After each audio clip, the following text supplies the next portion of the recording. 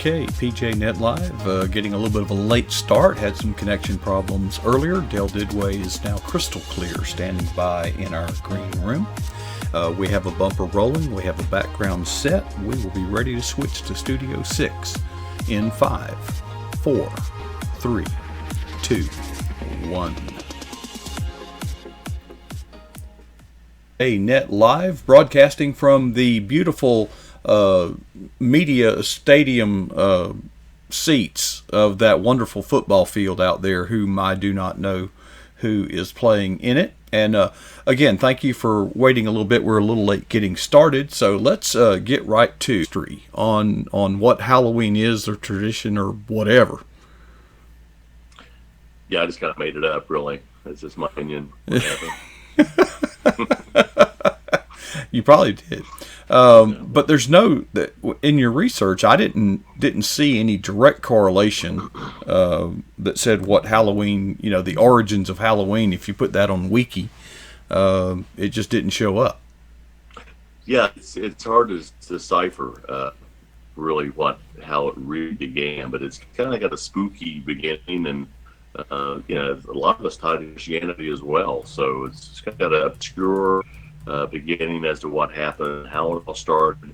It seems they have a common theme that's trying to appease the spirits or the dead at some point, trying to get food for them or make them happy as they try to wander around the woods or whatever they're wandering around in. So it's kind of a interesting history lesson as well. Well, what the world? I mean, they just started it. Where did you ever find anything that ties it down to a specific calendar date that we now use? No, no. And if somebody's out there that knows, and I spent a lot of time researching it and looking at it, and it goes back to the 15th, 16th century mainly, and so it's kind of got a little spooky history, but. It all right now. It's all developed into what I think is fun. I don't think it's associated with demons and devils and things like that. But a lot of folks do have that opinion, and that's fine. I can see where they have that opinion, but I don't have it. I mean, when I grew up, it was all fun, and sure there's antiques, and sure people have taken it to the extremes, but they can do that with anything. They can you can put any spin you want on any holiday or any observance. So it's just, as I see it, it's a time for the kids to dress up and go out and have fun. Okay. Well, I tend to agree, and I certainly in my childhood remember with fondness, going around in my Batman cape, and it was all just fun. I don't remember any spiritual significance one way or the other. It was just a fun night. Now, given you take a bunch of kids out at night, as we approached puberty, we found opportunities to do things. We were less supervised. It was dark. Yeah, there was some mischief, but you'd have that going to the fair, Yeah, and of course you have all the scary movies around this time of year, and lends credence to it. So is it really the night for the devil? And it's not, because he's out there every day. So I don't think giving him one night's going to change any people's opinion. So and in your blog, you use this Halloween theme as a nice little springboard or segue to get into what evil actually exists. But let's hold our trigger on that. You submitted this article to a paper that you've been submitting articles to for how long? A long time. In fact, this was a pretty extreme version. Actually, the one I sent in was more tame, and it got rejected because I referred to the bill that Governor Newsom signed out in California, which I was just at. I described that bill as evil, and what the court system in Ohio did was evil, and this new editorial board didn't like that, so they set it back and rejected it. I'm like, you're kidding me? You're really my freedom of speech, because they don't like it or it's too harsh by describing a bill that will allow the free killing of children evil. Well, it's an editorial. It's an editorial, right? A comment, an opinion. It's my an opinion column. right? And they approached me. Yeah, then they approached me a long time ago to start submitting articles uh, because they, I guess, some of my stuff can be controversial, some of my stuff can be fun and encouraging, inspirational, but also sometimes can be quite topical and hard hitting at times. I don't mean to be that way, but my opinion's right. So that's what they want. Well, the purpose is to challenge the readership, to on a broad base, and if you, it's like humor. Some people say, well, he goes too far. Well, humor has to go to the edge. It's not funny if you don't. Well, I think they all want now where editorials where everybody's good, everybody's happy, everybody's smiling, and there's nothing wrong in the world. Let's do editorials over which there's no controversy. Just yeah, how about, why don't you just send in a recipe on cheesecake? Well, that also can be controversial. We Angie and I run what's called the Southern Ohio Christian Voice, and we put on it was sent to us about 2 years ago. It was a recipe, and it was a recipe, nothing else.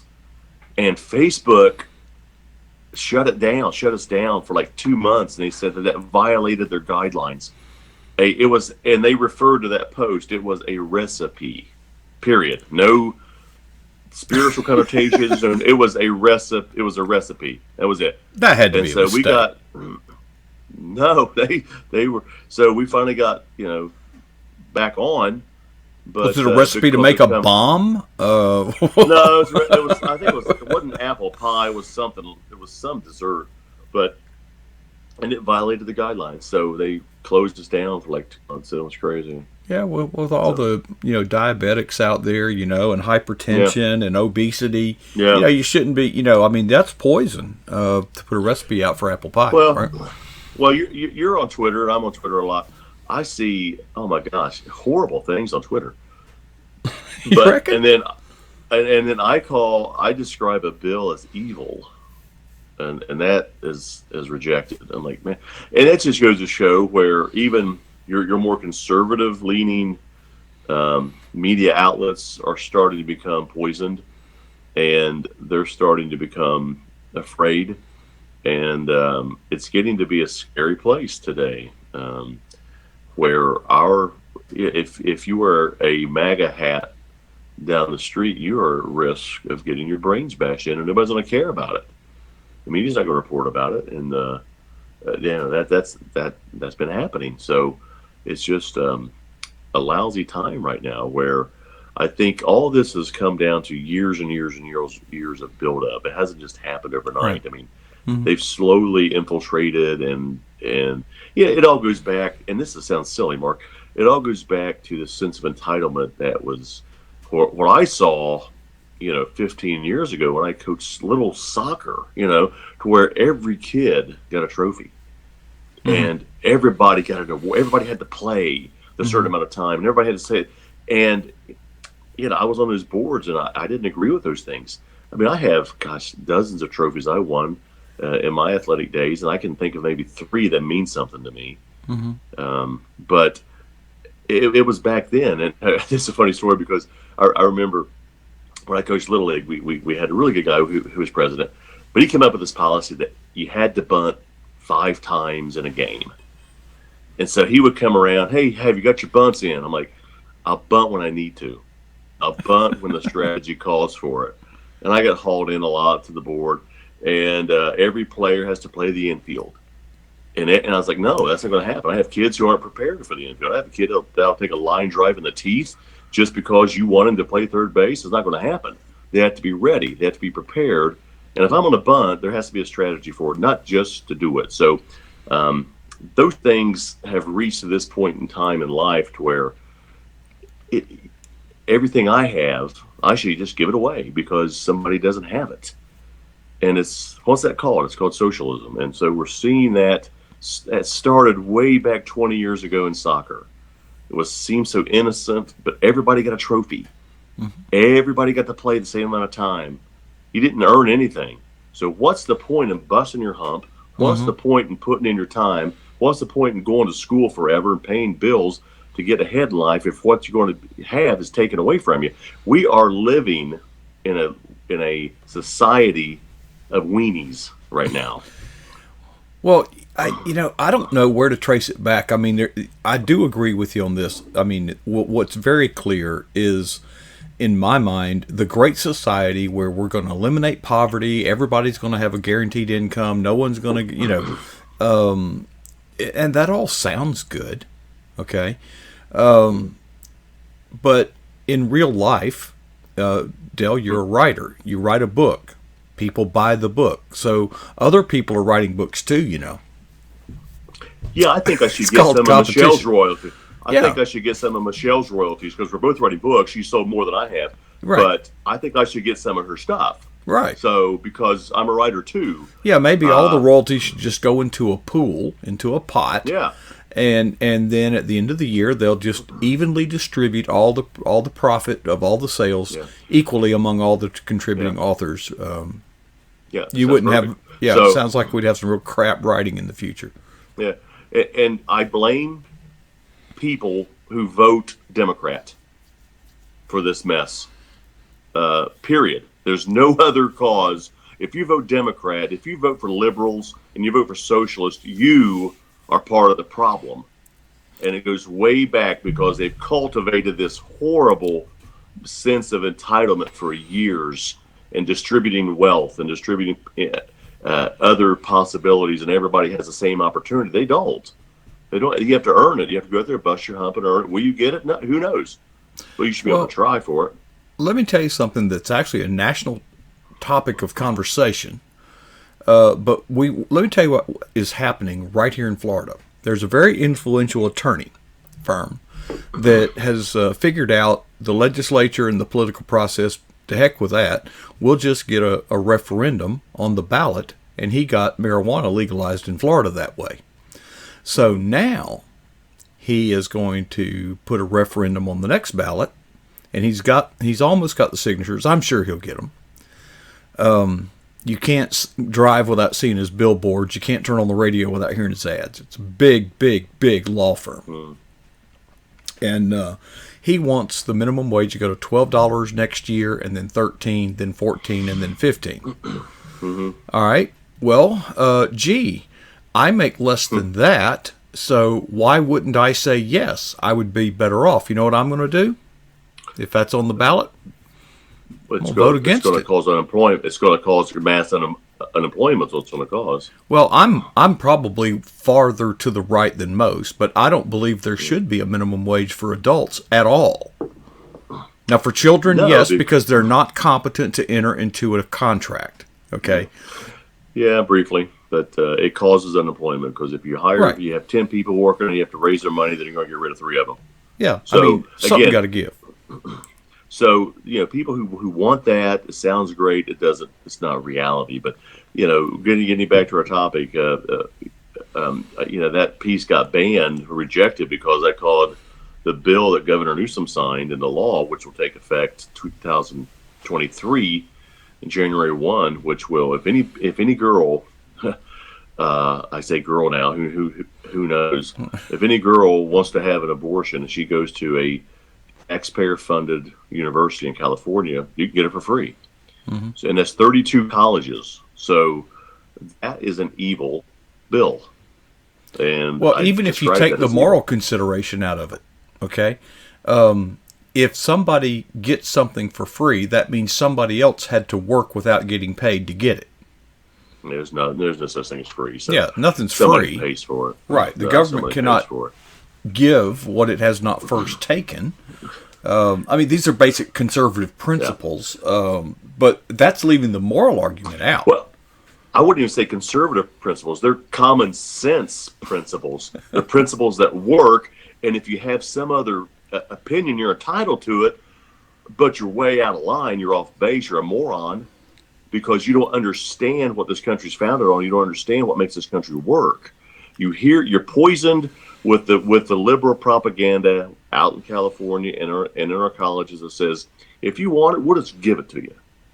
And I have a question up this country. On the minimum wage thing. I keep coming back to that because it is big. I guarantee you, if the Democrats Yeah. get a majority, they're going to implement it. So here's my question.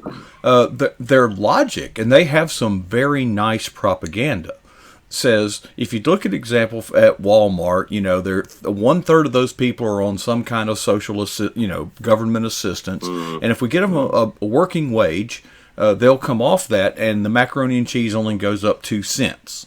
Okay, that's their, and they've built a pretty good case. So if I were a legislature, I'd say, okay, in other words, we can totally not totally, but we can defund all these social programs about 90% because they shouldn't be needed, right? That sounds good. Yeah, so I'll compromise with you. I'll go along with this if we can cut out all the free stuff we're giving away because everybody's making enough money now to buy it on their own. Sounds good to me. Well, you bring up Walmart. They're one of the most successful retailers out there. They're non-union. Yeah. Southwest, the most profitable airline, non-union. Mm-hmm. So, am I against ChickFilA. unions? Not really. Well, I love ChickFilA. Yeah. I keep reading this thing. I don't know if it's true or not. What's your take? That ChickFilA has their sales have skyrocketed since the LGBTQ boycott. Whatever they are. Yeah. It's awesome. I mean, a couple years ago, we have one close to our house, about 40 minutes away, and they were a couple years ago they were being ChickFilA was being targeted for protests. They had massive sales that day, and so I love it. The more idiots protest, the more they do so much better. Del, this happened in Florida. This was outrageously hilarious. Some group decided to picket and do one of these staged, at ChickFilA. And basically make a human barricade to where people would have a hard time parking, and so they flood the parking lot, and they announced that it was totally successful. That they basically closed it down. They did it on Sunday. I know they're morons because they're open on Sunday. Speaking of ChickFilA, they're going to be providing lunch for us for one of the days at the Ohio Conference, which is nice. So. Awesome. Can't wait for I'll that. partake. Speaking of the Ohio Conference, let's go ahead and give a heads up. I'll be traveling. We got tonight's program with you. We got tomorrow night with Michelle. At that point, I am going to start breaking down the studio and all that. I'm not going to schedule any guests. I've got to literally take anyway. The programs for next Monday, Tuesday, and Wednesday are probably going to have to be recorded. Maybe not Wednesday because I'll be back. Maybe we can discuss. We can take my piece I wrote Saturday about LeBron James. Can we do it from the Cincinnati airport? No, his disgusting antics out in Los Angeles. So he's taken a pretty big beating on Twitter, which he should have. It was horrible what he did. He did. I used to be a LeBron fan, but after that, no, he's done. Should on the one hand, I want to say like Elvis, he stayed out of that stuff. But if they stay out of that stuff, what are you going to write about? He didn't. He kind of did about until President Obama got into office and he started barking, and that's fine. He supported Obama. That's fine. Hey, you got to support somebody. But then when he came out and called those people who supported President Trump uneducated, I thought, really, that's a rather uneducated statement to generalize like that to begin with.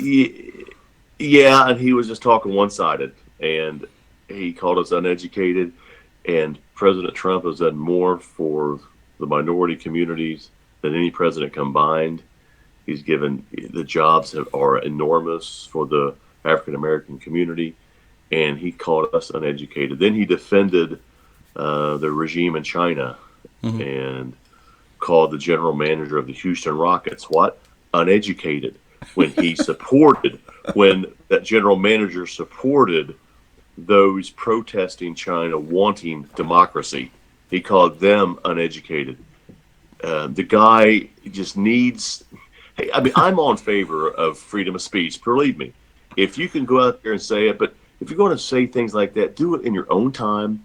not when you're representing the team or you're overseas, because he freely slammed our nation. But by golly, over in China, you think what would happen to him if he walked off the court during China's national anthem? Mm-hmm. What do you think would happen to him? You think he'd get strung up? Yeah. Probably. Mm-hmm. Yeah, they don't tolerate that stuff.